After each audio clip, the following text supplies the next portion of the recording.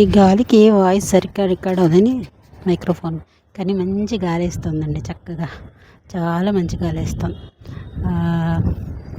ఎంత బాగుందంటే అంత బాగుంది. ఇవాళ పావుగంట వాకింగ్ ఇక్కడే అయిపోతుంది మొక్కలకు నీళ్ళు పోవడంతో పాటు.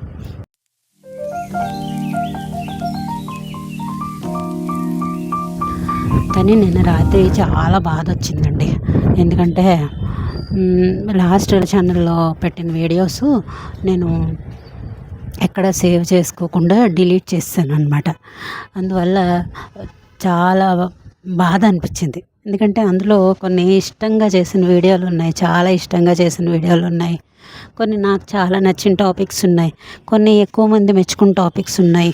అన్నీ డిలీట్ చేశాను. అన్నీ అయ్యో ఒక చోట సేవ్ చేసుకుంటే మళ్ళీ కనీసం నేనే చూసుకోవడానికి బాగుండేది కదా అని అనిపించింది. పైగా సబ్స్క్రైబర్లు రావాలంటే ఒక 5 నెలలు టైం పట్టిందండి. అంటే 100 మంది సబ్స్క్రైబర్స్ రావడానికి నాకు 5 months పట్టింది. అంటే నేను కన్సిస్టెంట్గా పెట్టలేదు అందులో. తర్వాత లాస్ట్ 1 month ఇంచుమించు రోజు ఒక షార్ట్ పెట్టడం అలా పెట్టాను అనమాట. ఒక వీడియో చేయడం అలాగా, వారానికి ఒక వీడియో పెట్టడం, ఒక్కొక్కసారి 2 days వీడియోలు. దానివల్ల చాలా వ్యూస్ పెరిగాయి. అప్పుడే ఇంకా గ్రో అవుతుంది ఛానల్. ఇంకని ఇప్పుడు మనం ఎలాగో కన్సిస్టెన్సీ గురించి, ప్రశాంతత గురించి మాట్లాడుకుంటున్నాం కదా. మనం ఆందోళనలో ఉన్నప్పుడు తొందరపాటుతో కొన్ని పనులు చేసేస్తుంటాం. దానికోసం మళ్ళీ రిగ్రెట్ అవుతూ ఉంటాం. ఆ రిగ్రెట్ అవ్వడంలో ఇంకా కాస్త బాధ, ఆందోళనలో బాధ అయితే మళ్ళీ పశ్చాత్తాపడడం ఇంకో బాధ పడాల్సి రావడం. అంటే మనకి మనమే హాని చేసుకునే పరిస్థితులకి వెళ్ళిపోతూ ఉంటాం అన్నమాట. అప్పుడు ఎవరికి నష్టం?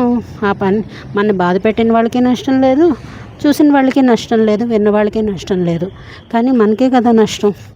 ఇది నాకైతే చాలాసార్లు అనుభవం అయ్యింది. గుణపాఠాలు నేర్చుకోవాలి కదా. 50 ఏళ్ళు వచ్చాక ఎవరు చెప్తారు ఇంకా మనకి? పిల్లలకైతే మనం చెప్తాం, పెద్దవాళ్ళకి ఎవరు చెప్తారు? కాబట్టి పిల్లలైనా అంతే, తెలుసుకోవాలి చిన్న వయసులోనే. అప్పుడు ఇలాంటి రిగ్రెట్స్ ఎక్కువ ఉండవు.